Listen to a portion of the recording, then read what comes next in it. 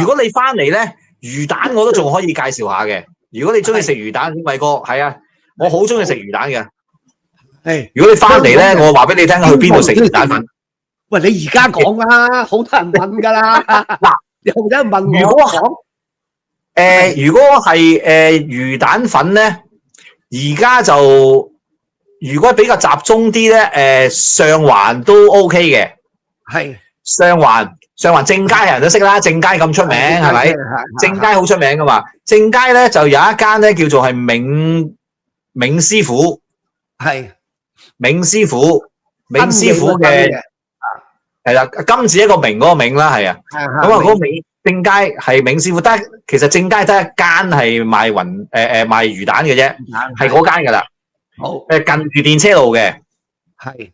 咁喺銘師傅行出電車路咧，斜斜地對面啫。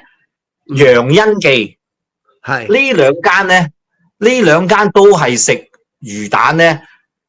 Really good， 因為時間好近啊，所以如果係我介紹咧，你唔好走咁遠咧，呢兩間都 OK 嘅。呢兩間係無論佢即係個魚蛋咧，佢又夠魚味，又唔係淨係得個蛋得個爽字，軟滑，係真係你食落去咧，啖啖都食到魚嘅香味嘅，係好正嘅。呢兩間係好正，冇有得定。